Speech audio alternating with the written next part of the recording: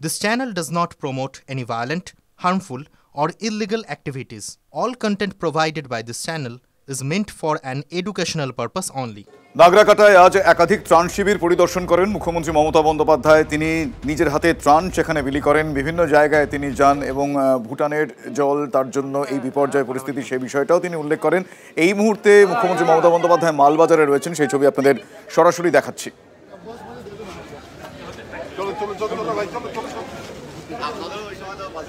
আমার সহকর্মী প্রসেনজিৎ চৌধুরী এই মুহূর্তে রয়েছেন। প্রসেনজিৎ, মুখ্যমন্ত্রী মমতা বন্দ্যোপাধ্যায় এই মুহূর্তে মালবাজারে আছেন আমরা জানি, এরপর কি কি পরিকল্পনা রয়েছে একটু ডিটেলে যদি বলো প্লিজ। দেখো, মুখ্যমন্ত্রী আজই পাহাড়ে উঠছেন এবং মুখ্যমন্ত্রী এলে স্বাভাবিকভাবে উত্তরবঙ্গ জুড়ে মানুষের মধ্যে প্রত্যাশা তৈরি হয়। মালবাজার দিয়ে ফেরার পথে প্রচুর মানুষ এলাকায় দাঁড়িয়ে পড়েন। যে ছবিটা আমরা দেখাচ্ছি সেটা সেই প্রত্যাশার প্রতিফলন। স্বাভাবিকভাবে এত মানুষ অপেক্ষা করছেন দেখেই কিন্তু মুখ্যমন্ত্রী দাঁড়িয়ে পড়েছেন, তাদের সঙ্গে কথা বলছেন, চকলেট দিচ্ছেন এবং তারা কেমন আছেন জানতে চাইছেন। সব মিলিয়ে এটাই দিনের সেরা ছবি, যেখানে প্রচুর মানুষ অপেক্ষা করছিলেন। মুখ্যমন্ত্রী নিজে নেমে পড়েছেন, তার যে চেনা ছবি যেভাবে মমতা বন্দ্যোপাধ্যায় তৈরি হয়েছিল আমরা বারবার দেখেছি, সেইভাবেই কিন্তু জনতার স্রোতে মিশে গিয়েছেন। স্বাভাবিকভাবেই তৃণমূলের যে কর্মীরা এখানে ছিলেন তাদের মধ্যে ব্যাপক উচ্ছ্বাস দেখা যাচ্ছে।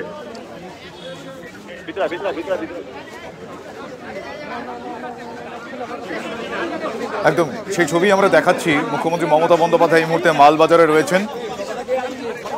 নাগরাকাটায় একাধিক ত্রাণ শিবিরে আজকে তিনি গিয়েছিলেন, বিলি করেছেন নিজের হাতে ত্রাণ। ভুটানের জলেই বিপর্যয়ে ক্ষতিপূরণ দিতে হবে এই দাবিও আজকে মুখ্যমন্ত্রী করেছেন। বন্যায় ক্ষতিগ্রস্তদের বাড়ি করে দেওয়ার আশ্বাস দিয়েছেন, মৃতদের পরিবারের একজনকে হোমগার্ডের কাজ দেওয়ার আশ্বাস দিয়েছেন, নিয়োগপত্র তুলেও দিয়েছেন বেশ কয়েকজনের হাতে। নাগরাকাটা ধূপগুড়ি হয়ে এই মুহূর্তে মালবাজার রয়েছেন মুখ্যমন্ত্রী মমতা বন্দ্যোপাধ্যায়, সেখান থেকে তিনি কার্শিয়ং যাবেন। আগামীকাল মিরিক যাওয়ার কথা রয়েছে মুখ্যমন্ত্রীর। এই মুহূর্তে সরাসরি সেই ছবি আপনারা দেখছেন।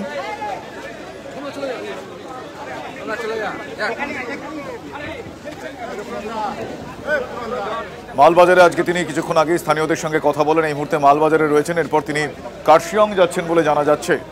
নিজের হাতে তিনি আজকে ত্রাণ বিলি করেন, ত্রাণ শিবিরগুলো পরিদর্শন করেন, সেখানকার মানুষজনের হাতে। নাগরাকাটা আজকে কি বলেছিলেন মুখ্যমন্ত্রী সেটা আমি পিসিআরকে বলবো একবার শোনাতে।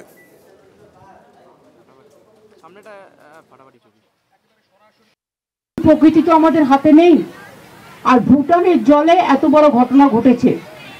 আমরা অনেক দিন ধরে বলছি ইন্ডো রিভার ভুটান কমিশন করা উচিত, রিভার কমিশন, এবং যাতে বেঙ্গলকে মেম্বার রাখা উচিত। আমাদের প্রেসারে 16 তারিখে একটা মিটিং হচ্ছে, আমি যতদূর জানি।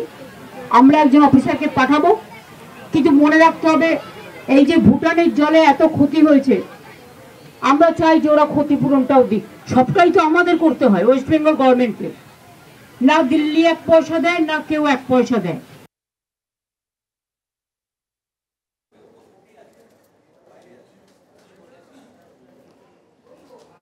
তোমরা ডলোমাইটটা সিএসির সাথে কথা বলে অফিসিয়ালি তোমরা যেটা করবে সেটা হচ্ছে এটাকে তোমরা তুলে নাও, তুলে নিয়ে ওটাকে তোমরা কাজে লাগাও।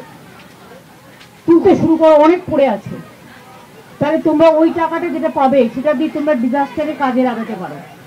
অনেক রাস্তাঘাট নষ্ট হয়েছে, বাড়ি নষ্ট হয়েছে। ডলোমাইটটা তোমরা তুলে নাও। পুকুরের জলটা বাড়িগুলো অনেক ভেঙে যাচ্ছে ওর ধাক্কায়। ডলোমাইট অনেক আসছে, সেটা তোমরা দেখে নাও বিভিন্ন জায়গায়। আমি তো ওই দিকটা দেখে এলাম, ব্রিজের কাছে পুরোটাই ভর্তি ডলোমাইটে। আপনারা শুনলেন মুখ্যমন্ত্রী কি বললেন। এবং আজকে যেই নাগরাকাটায় মুখ্যমন্ত্রী গিয়েছেন, ত্রাণ শিবির পরিদর্শন করছেন, সেই নাগরাকাটাতেই দুর্গতদের সঙ্গে দেখা করতে গিয়ে সাংসদকে, বিধায়ককে কিভাবে আক্রান্ত হতে হয়েছিল আপনারা জানেন। এই মুহূর্তে আমার সঙ্গে টেলিফোন লাইনে রয়েছেন বিধায়ক শঙ্কর ঘোষ। শঙ্করবাবু, আজকে এই মুহূর্তে যে ছবি আমরা দেখাচ্ছি দর্শকদের, এটা সেই নাগরাকাটায় ত্রাণ বিলি করছেন মুখ্যমন্ত্রী মমতা বন্দ্যোপাধ্যায়, যে নাগরাকাটায় আপনাদের রক্তাক্ত হতে হয়েছিল। আজ এই ছবি দেখে মনের অবস্থা কি? দেখুন, দিদির সৈনিকরা যা রাজ্য জুড়ে করতে অভ্যস্ত, তারা নাগরাকাটায় তার একটা প্রতিফলন ঘটিয়েছিলেন। লক্ষ্য এবং উদ্দেশ্য একটাই ছিল, মব লিঞ্চিং এর নাম করে মেরে ফেলার। এবার প্রশ্ন হচ্ছে, মুখ্যমন্ত্রী তো এর আগেই যাওয়া উচিত ছিল। ওখানে একজন আদিবাসী সাংসদের প্রায় প্রাণে মেরে ফেলার মতন পরিস্থিতি তৈরি করা হয়েছিল। আমরা গিয়েছিলাম এই কারণে যে আদিবাসী সমাজের প্রায় 7 জনেরও বেশি মানুষের মৃত্যু ওই অঞ্চলে হয়েছে, তাদের পাশে দাঁড়াতে গিয়ে। আশা করি আদিবাসী সমাজ বা নাগরাকাটার মানুষ এটা উপলব্ধি করবেন যে একজন ব্যর্থ মুখ্যমন্ত্রী, যিনি এই রকমের একটা দুর্যোগের সময় মানুষ যখন মারা যাচ্ছে, তিনি তখন কার্নিভালে উৎসবে মত্ত ছিলেন। রাজ্য জুড়ে যখন মুখ্যমন্ত্রীর প্রতি ঘৃণা বর্ষিত হচ্ছে, যখন একজন আদিবাসী সাংসদের উপরে আক্রমণ হয়েছেন, তিনি তখন এই ক্ষতকে প্রলেপ দেওয়ার জন্য সেখানে উপস্থিত হয়েছেন। তবে এই ক্ষত উনি যেভাবেই প্রলেপ দেওয়ার চেষ্টা করুন না কেন, আদিবাসী সমাজের বুকে এবং পশ্চিমবঙ্গের মানুষের মনে এই সরকার এবং তার প্রশাসন সম্পর্কে যে ক্ষত তৈরি হয়েছে, এই ক্ষত কোনোভাবেই তিনি মেটাতে পারবেন না। এই সরকারের বিসর্জন, মমতা মুখ্যমন্ত্রী হিসাবে 2026-এ বিসর্জনই এই রাজ্যকে নতুন আলো দেখাতে পারে। সেটাই মানুষ করে দেখাবে 2026-এর নির্বাচন। ধন্যবাদ শঙ্করবাবু আপনার প্রতিক্রিয়ার জন্য। বিধায়ক শঙ্কর ঘোষের বক্তব্য আপনারা শুনছিলেন। আর এই ঘটনা নিয়ে উদয়ন গুহ কি বলছেন? ত্রাণ বিলি করতে নয়, বেড়াতে গিয়েছিলেন, ছবি তুলতে গিয়েছিলেন, মুখ্যমন্ত্রীর বিরুদ্ধে উস্কানি দিতে গিয়েছিলেন বলেই আক্রান্ত হয়েছেন। বিজেপি সাংসদ বিধায়কদের আক্রান্ত হওয়ার ঘটনায় মন্তব্য করেছেন উত্তরবঙ্গ উন্নয়ন মন্ত্রী উদয়ন গুহ। যারা আক্রান্ত হয়েছেন তারা এক ব্যাগও চাল মুড়ি নিয়ে গিয়েছেন, দেখালে পারলে মন্ত্রিত্ব ছেড়ে দেবো, মন্তব্য উদয়নের। পাল্টা উদয়নকে নিশানা করেছেন বিজেপি বিধায়ক মনোজ ওরাও। ত্রাণ নিয়ে যায়নি, প্রমাণ করতে পারলেন এমএলএ পদ ছেড়ে দেবো, পাল্টা মনোজের। আপনি বলছেন ত্রাণ দিতে গিয়ে আক্রান্ত হয়েছে। আপনি যদি আমাকে দেখাতে পারেন যারা আক্রান্ত হয়েছেন তারা এক ব্যাগ কোনো চাল মুড়ি বা অন্য কিছু ত্রাণ সামগ্রী নিয়ে ওখানে গেছেন, আমি আমার মন্ত্রিত্ব পদত্যাগ করে দেবো।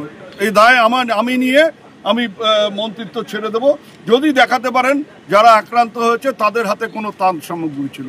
তারা বেড়াতে গিয়েছিলেন, তারা ছবি তুলতে গিয়েছিলেন এবং তারা মানুষকে মুখ্যমন্ত্রীর বিরুদ্ধে উস্কানি দিতে গিয়েছিলেন বলে তারা আক্রান্ত হয়েছে। যেমন বাঁশের ঝাড় সেরকমই তো বাঁশ বেরোবে।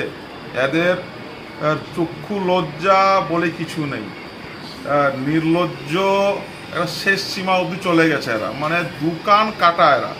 না হলে যেখানে আমরা প্রত্যেকেই কখনো খবরে দেখাচ্ছে, কখনো ফেসবুকে আমরা ত্রাণ নিয়ে যাচ্ছি, সেভাবে কোনো খবরই নেই।